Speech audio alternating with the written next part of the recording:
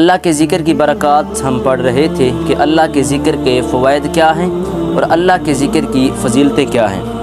تو آج کا جو ہمارا مسئلہ ہے وہ یہ ہے کہ انسان کوئی بھی ذکر کر رہا ہو، کسی بھی ذکر کے لیے بیٹھا ہو، اللہ کا کوئی بھی ذکر ہو،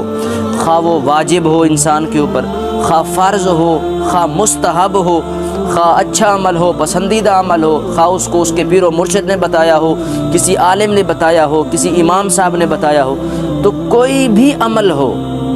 کوئی بھی ذکر ہو تو اس کو زبان سے اس طریقے سے ادا کریں، اس طرح ادا کریں کہ وہ ذکر زبان سے نکلے اور خود تم سن لو۔ یعنی کہ جو بندہ پڑھ رہا ہے، ذکر کر رہا ہے، وہ جب تک اپنے ذکر کو خود نہ سنے گا تب تک اس کا ذکر پائے تکمیل کو نہیں پہنچے گا۔ تو لازمی ہے کہ ذکر اس انداز کے ساتھ، اس طبیعت اور کیفیت اور آواز کے ساتھ پڑھنا چاہیے کہ وہ بندہ جو پڑھ رہا ہے وہ خود سنے۔ ایسا نہ ہو کہ وہ بندہ دل ہی دل میں ذکر کرتا رہے اور خود نہ سنے، تو اس میں جو ہے ذکر تو ہو جاتا ہے اللہ کا، لیکن ثواب کے اندر کمی آتی ہے، برکات سے بندہ محروم رہتا ہے، اللہ کی رحمتیں ملنے سے بندہ محروم رہتا ہے۔ تو جب تک ذکر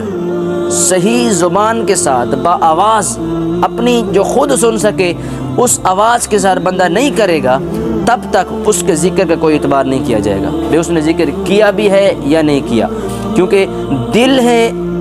دل کے اندر جو ذکر کرنا ہے وہ ذکر نہیں کہلاتا۔ وہ تو ایک ہم عام خیال بھی دل میں دیکھ سکتے ہیں، کسی کے بارے میں سوچ بھی سکتے ہیں، تو وہ جو ہے دل کی چیز جو ہے ہمارے لیے نہیں حیثیت رکھتی۔ ہاں، اللہ کا جو ذکر ہے وہ دل سے بھی کریں اور ساتھ زبان پر بھی لائیں اس کو، تب اللہ کا ذکر جو ہے وہ ہم صحیح سے ادا کریں گے۔ اور اسی طرح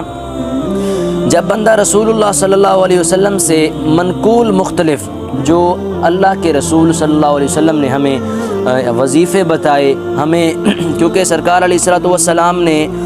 ہر عمل، ہر حاجت کے پورے ہونے کا، ہر مشکل سے نکلنے کا، ہر عمل سرکار علیہ الصلوۃ والسلام نے ہمیں بتایا ہے کہ اگر یہ مشکل آ جائے تو یہ وظیفہ پڑھو، یہ مسئلہ بن جائے تو یہ وظیفہ پڑھو، اس مشکل میں پھنس گئے ہو تو یہ وظیفہ پڑھو، مقروض ہو گئے ہو تو یہ پڑھو، وغیرہ وغیرہ وغیرہ۔ ہر عمل سے نجات کے لیے جو ہمیں سب سے بڑا وظیفہ عطا کیا گیا ہے وہ سرکار علیہ الصلوۃ والسلام کی طرف سے ہے۔ تو اگر بندہ حضور کے فرمان پر عمل کرتے ہوئے وہ وظیفہ کرتا ہے، عموماً اس نے عادت بنائی ہوئی ہے کہ وہ بندہ اللہ کے رسول کے فرمان کے مطابق وظائف کو جاری رکھتا ہے، نیکوکار ہے، تو اس صورت میں صبح شام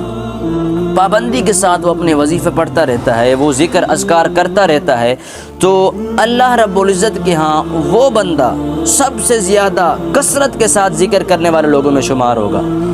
یعنی کہ کثرت سے اللہ کا ذکر کرنے والے لوگوں کے اندر اس بندے کا شمار ہوگا جو بندہ سرکار علیہ الصلوۃ والسلام سے منقول مختلف جو ہیں ذکر اذکار ہیں ان کا ذکر ورد کرتا رہتا ہے پابندی کے ساتھ۔ تو یہ آج کا سبق تھا۔ اللہ